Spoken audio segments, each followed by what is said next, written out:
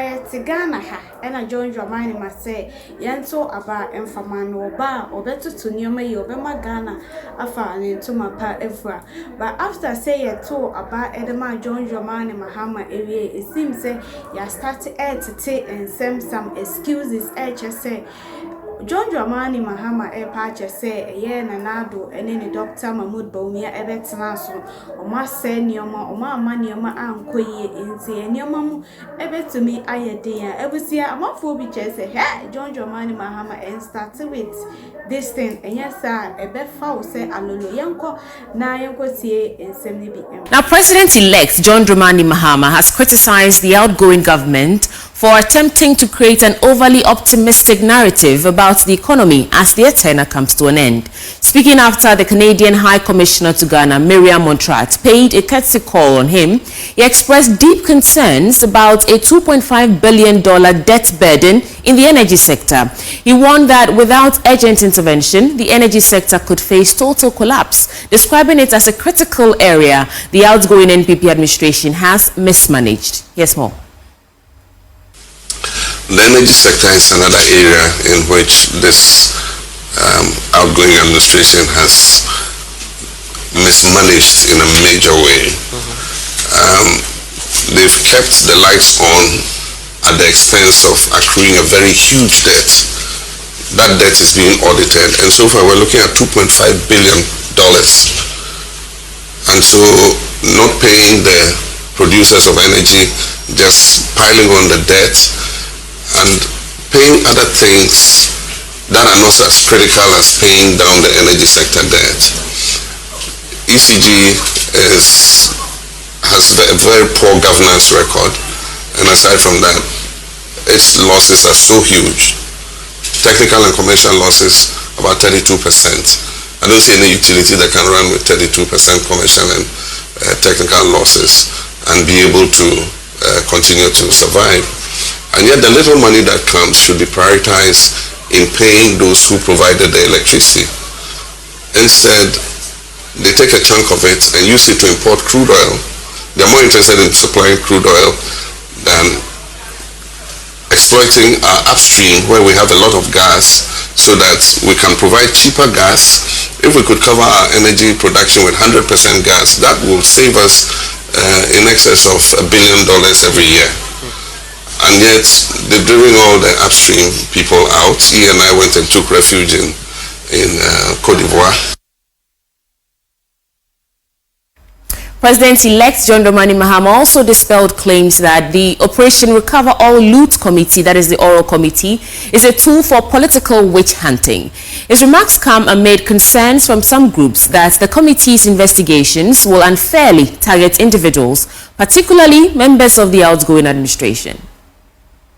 I announced the Appropriation Committee, and I think people are misunderstanding it.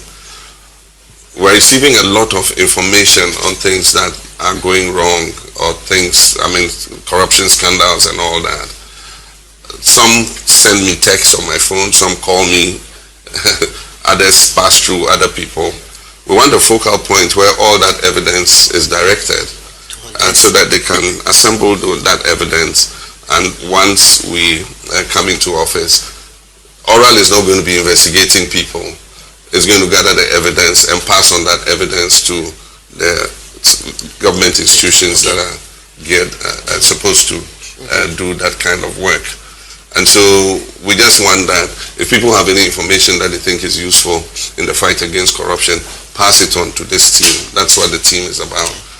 And they are all doing that service pro bono. They are not expecting any payment. There's no expenditure or budget associated with the task that they are carrying out. And so that's the explanation for it.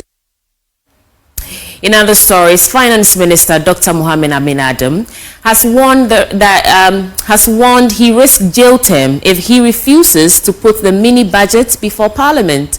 The Finance Minister has been absent from Parliament for 4 days in a row, leaving the budget for the first quarter of next year in limbo. Now, speaking on the floor of the House, Minority Leader Dr. Kesulatu Forson warned Dr. N.Addo to be mindful of his duties or risk severe punishment. The expenditure in advance of appropriations for January to March 2025, the Speaker, can be laid by any member on behalf of the Minister responsible for Finance. The Speaker, copies are before us. I have a copy. The Speaker, I'm sure you also have a copy. And I think this is not the presentation itself. It's laying of papers. The Speaker, there are occasions or instances that papers have been laid on behalf of a Minister of State. In the same vein, we have a Minister for Tourism before us. The Speaker, he is the available leader and he's a Minister for Tourism, a Cabinet Minister. The Speaker, I urge him to lay it on behalf of the Minister responsible for Finance. But if you don't want to do it, I can do it on your behalf. The Speaker, I also want to convey to the Minister and His Excellency the President that the Constitution places an obligation on the President to present to this House before the year ends expenditure in advance of appropriation for the first 3 months of the year 2025. And this is Article 80. The Speaker, aside that, the PFM Act, the Public Financial Management Act, places a responsibility on the Finance Minister to act on behalf of the President to present the estimate before us. And there are severe penalties for not doing it. There are severe penalties for not doing it, including a jail term. Severe penalties. So I just want to caution those in office to be aware of the constitutional provision and also to be aware of the PFM Act. And now, but the majority side have been explaining that the minister will be in the House today to submit the document. Appropriation on account from January to March 2025 is an important document. The Finance Minister ought to do that on behalf of the President. The Finance Minister have given indication that he's ready to do that, but he's unavailable, absent at the moment. So tomorrow it can be laid and taken, but for us to say that a different minister should do that, this is very important document. Without authorization, neither does he have any indication to do so. The Speaker, as a deputy majority whip, I can say that I have had that conversation, and the Finance Minister will do that tomorrow. You had the conversation with the President? Yes, and that will be, the indication is that tomorrow. I don't want us to come tomorrow and we are told that I don't have authority to do 1, 2, 3. Then you are the same leaders who say you don't want us to sit on Saturday. And tomorrow is Friday.